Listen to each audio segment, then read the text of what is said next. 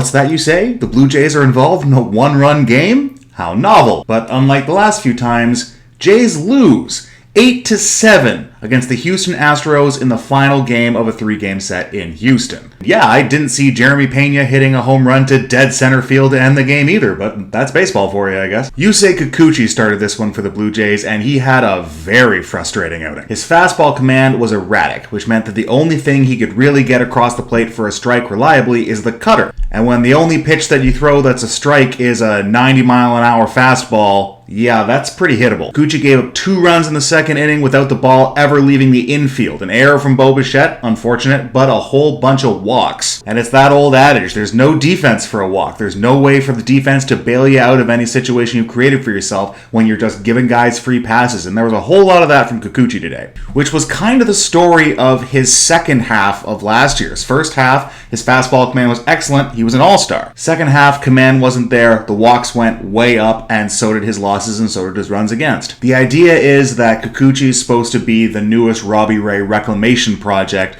by Pete Walker, the Blue Jays pitching coach. Now, I think a lot of people have forgotten that Robbie Ray wasn't signed to a 1-year deal by the Blue Jays out of nowhere. He was traded to the Blue Jays during the COVID-shortened 2020 season as well. He was with the Blue Jays for about a month for Pete to first get his hooks in, and that month wasn't really impressive. The reason I bring that up is, it's been 3 starts and Kikuchi has been inconsistent. Is it possible that this is just who he is and we're dealing with a 5th starter who's around a 4.50 ERA and you never know what you're going to get start to start? Yeah, that's possible, and we wouldn't be the only team in that situation. But do I also still think it's possible that Pete Walker has to kind of massage his way in, has to kind of work with the pitcher for a little while before the results start to manifest themselves? Yes, I think that's also quite possible. So in the end, the evaluation of Kikuchi is in no way finished, but man, it was hard to watch today. Really frustrating stuff. Like, just throw a strike, man. Like, just, listen, I'm not an athlete, so I'm not here to tell a guy, just throw a strike. But just throw a strike, man. Anyway, the Blue Jays offense had some work to do when Kikuchi was done, and that doesn't really bode well, as the Blue Jays offense has not been super impressive lately. But in another instance that makes you say, oh, that's baseball for you, I guess. The offense knew what it was about today. Vlad had a couple hits and an RBI. Lourdes had a couple of hits, including his first home run of the season. Fantastic. And then obviously world-ending cleanup hitter Zach Collins strikes again with a 3-run home run and an absolute bomb of a single that he tried to stretch into a double and got gunned down on an incredible play. But otherwise, just 2 incredibly hard-hit balls, one of them very well timed. Collins' 3-run home run tied the game at 5, and when that happened, you kind of had that feeling of, oh, okay, the Blue Jays are not going to fold in this one. They're going to come and do the same thing that they've been doing, which is going down early, doing just enough to take the lead, and then watching their lockdown bullpen shut it down. And that's exactly what happened. When Santiago Espinal, every game guy gives me a reason to do this, comes through with a super clutch RBI double that scores Tapia all the way from first base. Stop me if you've heard this one before. Espinal also had an incredible defensive play earlier on to preserve the tie game. Boy, this guy's really got a lot of juice right now. Espy with the clutch hit, 6-5 Blue Jays. Turn it over to your lockdown bullpen to shut the whole thing down for an easy win. What's hard about baseball anyway? Well, it turns out sometimes the other team is good too. David Phelps with the rare run against, the big hit being a resounding double to open up his inning. Now, no one's going to be perfect, and I guess David was due for one of these to eventually cross the plate, but yeah, not ideal. And given the state of the offense at this point, it was really unclear how much more the offense can give you. 6 runs is almost double their output that they've been averaging the last little while. So asking them for a 7th or an 8th run, well, I wondered if maybe that was a bridge too far. And it kind of was, but oh yeah, the Manfred runner is still a thing. So they've tried this the last few years where you start extra innings with the runner on second base without a hit to put him there, just as a way to kind of speed up extra inning games. I'm generally speaking not a huge fan. I don't think it just kind of seems arbitrary. I get the point of it. It feels an awful lot like in hockey, where to start the overtime period you have 3-on-3 hockey as opposed to traditional 5-on-5, which, I mean, does it speed up the game? Yes, it absolutely does. It's way easier to score a goal 3-on-3 than it is 5-on-5, but it's not really hockey, is it? It's like a game of hockey at the highest level just turns into a game of shinny for 5 minutes, and then a skills competition just because we want to, get out of here because it's a school night. And yeah, I understand the logistics of it. At the end of the day, sports is entertainment. If the entertainment goes on too long, it becomes less entertaining. I understand all that. I just wish wish that baseball's solution to sometimes games go on too long was something that didn't just invent runners or game situations that aren't really baseball. The point is that the Blue Jays were able to scratch across a run in the 10th inning, yes, the 10th inning, on a Lourdes Gurriel double, his second RBI of the game after his first home run of the season earlier on. Boy, it'd be nice to get him hot. As much as I love Zach Collins, and I was calling for him to be the cleanup hitter, mostly seriously, not really, I don't think we should be looking to him as a long-term answer to our offensive woes.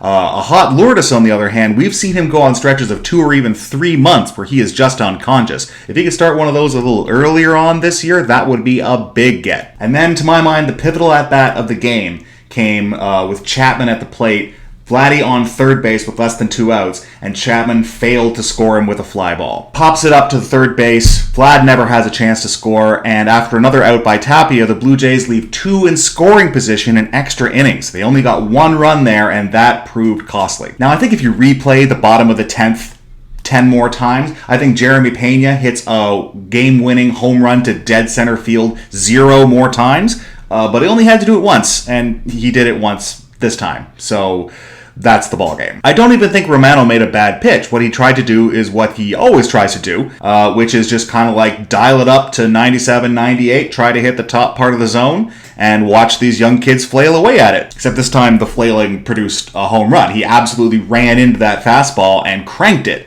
Sometimes she goes, sometimes she doesn't go. And that's just the way of the road, bubs. Anybody here Trailer Park fans? Trailer Park boys? Anybody? No? Cool. Won't do it again. Anyway, I had said in the previous game that Simber didn't look sharp. He didn't look rested. His pitches all were extremely hittable. And sometimes baseball gives you results without the process, and that's kind of what happened there. Simber got the last out of the game without having his best stuff, and that happens sometimes. And this time, I didn't think Romano looked bad at all. I think he looked exactly like himself, but sometimes guys hit your best pitches, and you just have to tip your cap and move on to tomorrow, and that's the situation here. I thought Romano actually looked pretty good despite giving up that home run. And that's my main takeaway here, is that you'd love to win every game. You'd love to go 162-0, but you're not gonna. You'd love to win every series, especially series against contending teams on the road. And we did manage to do that. You'd love to sweep. You don't always get to sweep. But taking 2 out of 3 in Houston when your offense isn't really performing and it's your bottom 3 starters going up against a recent World Championship roster,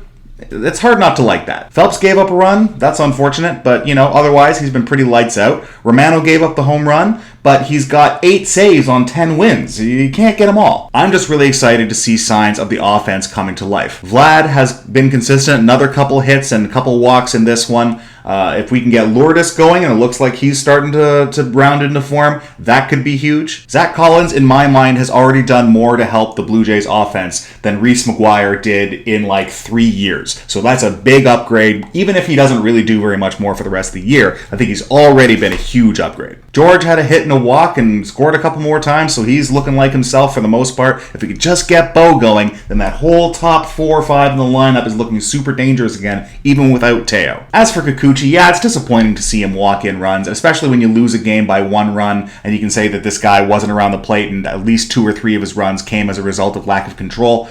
Yeah, that's frustrating. But again, he's supposed to be your 5th starter. Hardly any team out there is rolling out 5 all-stars in their starting rotation. Somebody's got to be the worst guy on your starting pitching staff. And for the Jays, it's Kikuchi. So, yeah, having your 5th starter occasionally lay an egg, yeah, that's just baseball, baby. That's just how it goes. So considering the way the game ended, considering that the Blue Jays had not 1 but 2 leads that they let slip away, I'm still quite upbeat at the end of this game. The offense looks like it's starting to wake up. The bullpen has been, by and large, quite excellent, regardless of a couple of the results today. And just remember how tough the schedule for this part of the Blue Jays schedule is.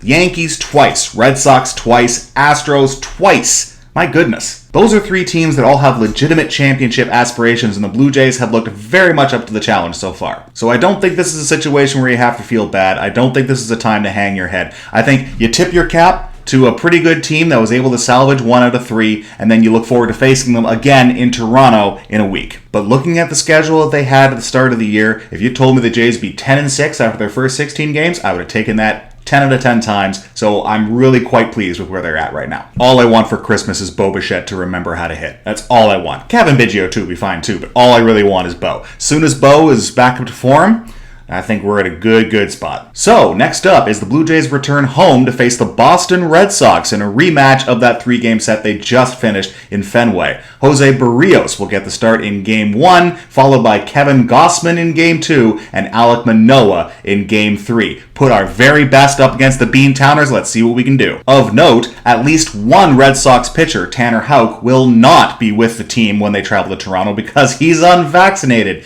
Yeah, don't feel bad for you. Alex Cora, the Red Sox manager, suggested there may be others on the team who are also unvaccinated.